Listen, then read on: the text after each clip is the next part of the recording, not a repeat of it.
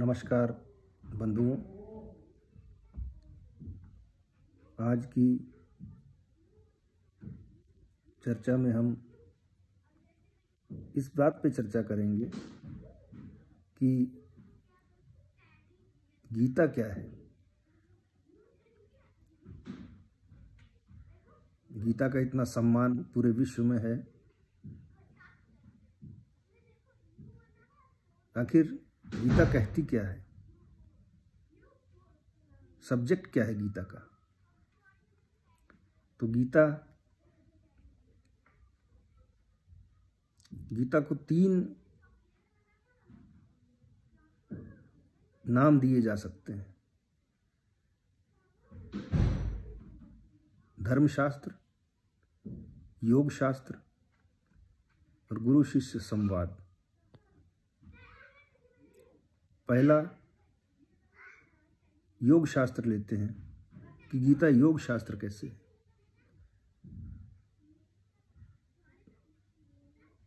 महर्षि पतंजलि ने जो योग शास्त्र लिखा, हालांकि रामदेव बाबा भी योगाभ्यास कराते हैं, लेकिन वो फिजिकल है,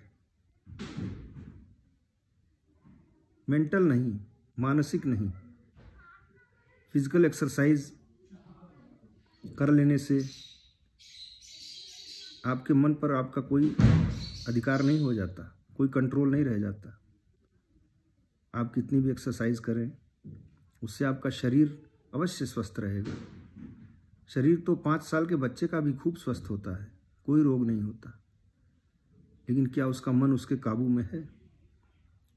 बल्कि उस बच्चे का मन तो और भी चंचल है, प्रत्येक चीज को पाने की लालसा उसके अंदर है। एक जगह बैठने को कह दीजिए, बच्चा कभी बैठ ही नहीं सकता। क्यों? मन चंचल है। तो योग शास्त्र, महर्षि पतंजलि ने जो योग शास्त्र लिखा, उसका विषय क्या था, आखिर योग क्या है। तो अपने पतंजलि योग शास्त्र के पहले ही श्लोक में कहते हैं, अथ योगानुशासनम। योग एक अनुशासन है। तो अनुशासित किसे करें?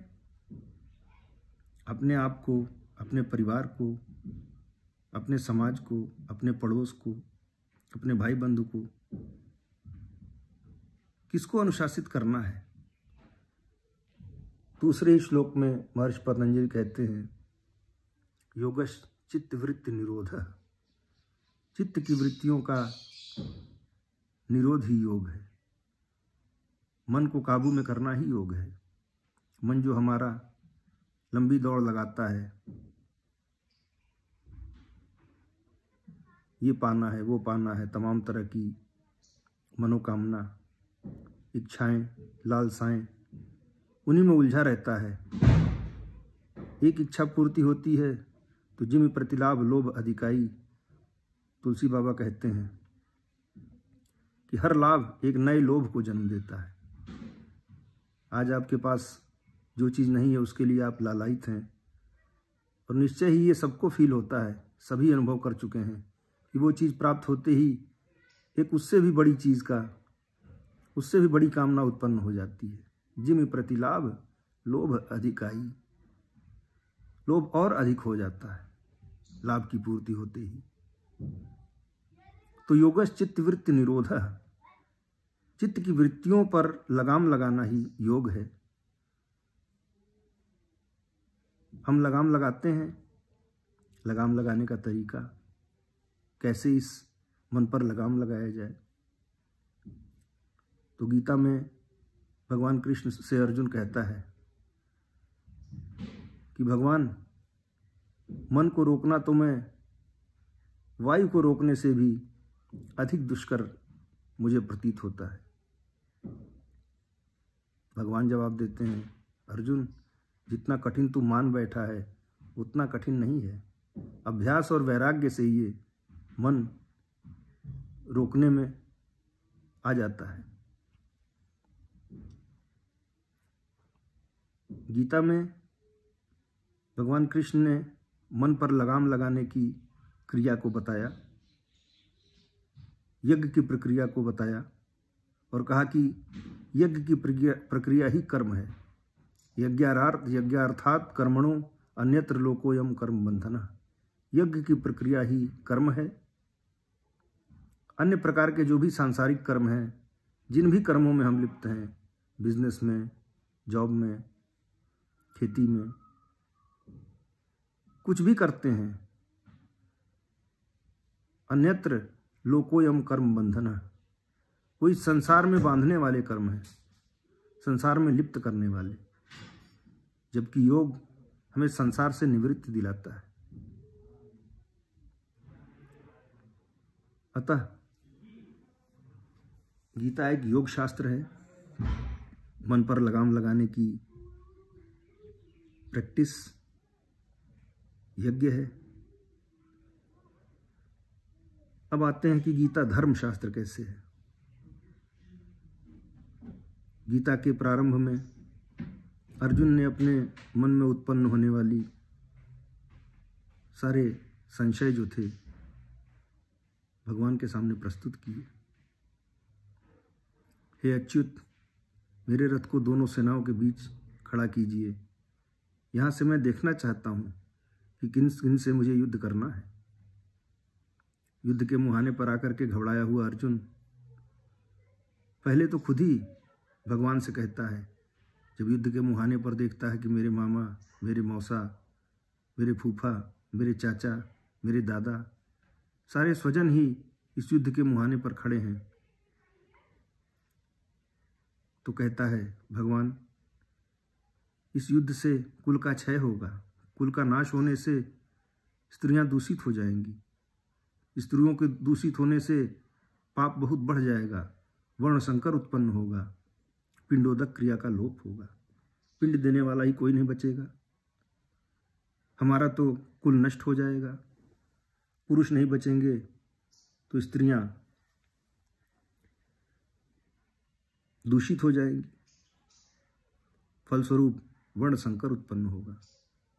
लेकिन भगवान कृष्ण कहते हैं, कुतस्त्वा कस्मलम इदम विषमे समुपस्थितम अनार्यजुष्टम अस्वर्गम अकीर्तिकरम। अर्जुन, अर्जुन, कुतस्त्वा कस्मलम इदम, इस विषम स्थल पर आकर के तुझे यह ज्ञान कहाँ से प्राप्त हो गया? अनार्यजुष्टम, ये अनार्यों का चरित्र तूने कहाँ से सीख लिया? अस्वर्गम, ये स्वर्ग भी देने वाला नहीं है, अकीर्तिकरम अर्जुन, और ये कीर्तिदायक भी नहीं है। इस बात से ये स्पष्ट हो जाता है कि अर्जुन जो अपने कुल के लिए लालायित था, कुल के लिए चिंतित था, वो कर्म भगवान ने अज्ञान बता दिया उसे। अब अर्जुन को कुछ ऐसा लगा कि हो सकता है ये कुछ और बतावें, हाथ जोड़ के बैठ गया और भगवान से प्रार्थना करने लगा। कार्पण्य दोषो अपहत स्वभाव पृच्छामि त्वाम धर्म सम्मूढ़ चेता यत् श्रेय श्यान निश्चितम ब्रूहि तन्मे शिष्यस्ते हम साधिमाम त्वाम प्रपन्नम। कार्पण्य दोषो अपहत स्वभाव, कायरता के स्वभाव से, कायरता के दोष से नष्ट स्वभाव वाला, पृच्छामि त्वाम धर्म सम्मूढ़ चेता, धर्म के विषय में सर्वथा मोह चित्त हुआ मैं आपसे पूछना चाहता हूँ। यत् श्रेय, जो श्रेयस्कर हो, श्याम निश्चितम ब्रूहि तन्मे, जो निश्चित ही कल्याणकारी कर्म हो, वो मेरे प्रति कहिए। शिष्यस्ते हम साधिमाम त्वाम प्रपन्नम, मैं आपका शिष्य हूँ, मुझे साधिए, संभालिए। सारा प्रश्न धर्म के विषय में था। धर्म के विषय में सर्वथा मोह चित्त हुआ मैं आपसे पूछता हूँ।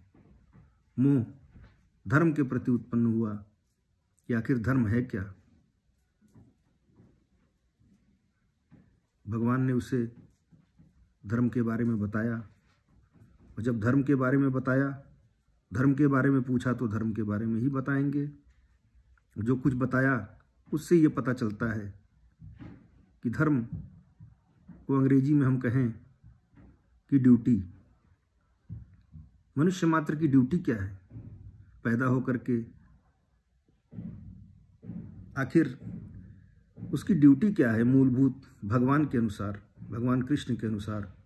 और भगवान कृष्ण ही नहीं, भगवान कृष्ण कहते हैं ऋषिभिर बहुधा गीतम, मैं कुछ नया सत्य तुझे नहीं बताने जा रहा हूँ अर्जुन, बल्कि ऋषिभिर बहुधा गीतम, ऋषियों ने अनेक बार जिस गायन को गाया, जिस सत्य को दोहराया, मैं वही सत्य तुझे बताने जा रहा हूँ। मैं अपनी तरफ से कोई नया सत्य तुझे नहीं बता रहा हूँ, कोई नई ड्यूटी नहीं दे रहा हूँ। ऋषियों ने जिसे बार बार किया वही करने को बता रहा हूँ। धर्म माने ड्यूटी, यज्ञ अर्थात कर्मणो अन्यत्र लोकोयम कर्मबंधना, यज्ञ की प्रक्रिया ही धर्म है। अब यज्ञ किसे कहते हैं, अध्याय 4 में स्पष्ट करते हैं, श्वास का यजन ही यज्ञ है। श्वास आई तो ओम, राम, शिव, कोई भी छोटा सा 2-2.5 अक्षर का नाम जो श्वास में ढल जाए, ओम ओम। ये क्रिया करते समय आसन कैसा हो, आहार कैसा हो, निद्रा कैसी हो, चरित्र कैसा हो, और इसको कैसे सीखा जाए, कौन इसके जानने वाले हैं, प्रत्येक बिंदु को बताया भगवान ने। उन्होंने कहा कि उपदेक्षन्ति ते ज्ञानम ज्ञानिनः तत्त्वदर्शिनः, तत्वदर्शी ज्ञान के ज्ञाता हैं और वो तुझे उपदेश करेंगे। उनके पास जा, उनको प्रणाम कर, उनसे तू इस क्रिया को सीख। वे ज्ञान के ज्ञाता तुझे उपदेश करेंगे और तू जान जाएगा। भगवान कृष्ण ये नहीं कहते हैं कि तू मेरी ही शरण में आ, किसी तत्वदर्शी के पास जा, वे तत्व के ज्ञाता तुझे बताएंगे कि उस कौन सी क्रिया है जिस क्रिया को करने से मनुष्य मोक्ष को प्राप्त होता है। क्या उस क्रिया को करने से अचानक कोई चमत्कार हो जाएगा? नहीं। वे कहते हैं चतुर्विधा भजन्ते माम, 4 प्रकार के मनुष्य मुझे भजते हैं, आर्थ अर्थार्थी, जिज्ञासु और ज्ञानी। आर्थ दुख से दुखी होकर के भगवान की शरण में जाता है, भगवान उसके दुख को दूर करते हैं। अर्थार्थी अर्थ की प्राप्ति के लिए भगवान की भक्ति में लगता है। अर्थ की प्राप्ति के होते होते आगे उसे जिज्ञासा उत्पन्न होती है। जिज्ञासु भगवान कैसे हैं, किस प्रकार जानने में आते हैं। और ज्ञानी, इस 4 प्रकार के भक्त हैं। ज्ञानी को सब पता है भगवान किस प्रकार के हैं, कैसे जानने में आते हैं, भगवान को महसूस करता है, भगवान उससे बातें करते हैं। भगवान बातें करते हैं, ये तो बड़ा आश्चर्यजनक हो गया सुनने में कि भगवान बातें करते हैं। स्वामी रामकृष्ण परमहंस से इस देश के, भारत देश के विलक्षण योगी स्वामी विवेकानंद जी ने उनसे प्रश्न किया शुरुआत में ही, जब वो पहले ही मिले, अपने दूसरे तीसरे मुलाकात में उन्होंने ये प्रश्न किया। काफ़ी जिज्ञासु थे। उन्होंने प्रश्न किया कि क्या आपने ईश्वर को देखा है? और विवेकानंद जी अपनी जीवनी में लिखते हैं, ये प्रश्न मैंने केवल उन्हीं से नहीं, बल्कि उस समय धर्म के जितने भी अगुआ लोग थे, आर्य समाज, ब्रह्म समाज, उन बड़े बड़े धार्मिक संगठनों के मुखियाओं से, मुखिया लोगों से, हेड से पूछा, क्या आपने भगवान को देखा है? विवेकानंद जी कहते हैं, सब कन्नी काट करके मुझसे पीछा छुड़ाने लगते थे। किसी के पास ये जवाब नहीं था, लेकिन मैं अपने गुरु महाराज से जिस दिन मैंने अपने प्रश्न किया, उनकी आंखों की चमक बढ़ गई। वे बोले, हाँ, मैंने भगवान को देखा है। ठीक ऐसे ही जैसे तुम मुझे देख रहे हो, मैं तुम्हें देख रहा हूँ। मैंने ऐसे ही भगवान को देखा है, और मेरे बताए अनुसार चलोगे तो तुम भी उसी प्रकार ठीक ऐसे ही देखोगे जैसे तुम मुझे देख रहे हो, मैं तुम्हें देख रहा हूँ। अक्षरशः सत्य था उनका कथन। आगे चल के उस अंगूठा टेक व्यक्ति को सद्गुरु मानकर जब उनके कथनानुसार आगे बढ़े, तो 1.5 वर्ष के पश्चात स्वामी विवेकानंद जी ने यह पाया और कहा, अपनी जीवनी में उन्होंने लिखा कि मेरे गुरुदेव को 1.5 वर्ष पश्चात मैं जान पाया कि मेरे गुरुदेव ही भगवान है। यहाँ थोड़ी सी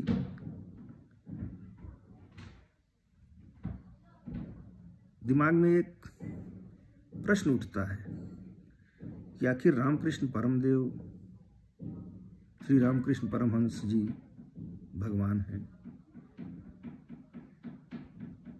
भगवान श्री कृष्ण भगवान हैं, श्री रामचंद्र जी भगवान हैं, शंकर जी भगवान हैं, हनुमान जी भगवान हैं। आखिर ये भगवान है तो भगवान तो एक है, ये तो अनेक हो गए।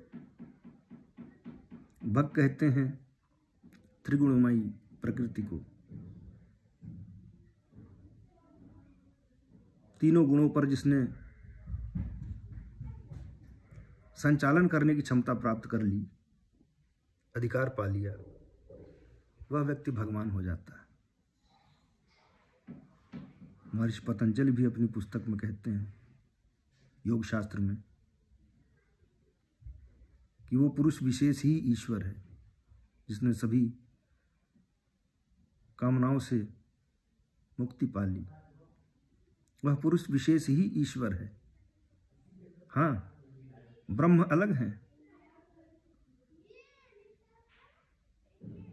ब्रह्म कौन है? बिनु पग चलई सुनई बिनु काना, कर बिनु कर्म करई विधि नाना, आनन रहित सकल रस भोगी, बिनु वाणी बक्ता बड़ जोगी। बिना कान के सुनता है, बिना आंखों के देखता है, बिना पैरों के चलता है, सर्वत्र व्याप्त है, अणु अणु में व्याप्त है, वह ब्रह्म है। ब्रह्म को जानने वाले भगवान की श्रेणी के लोग हैं। भगवान शंकर ने सर्वप्रथम भगवान को जान लिया। रामचरितमानस में कथा आती है,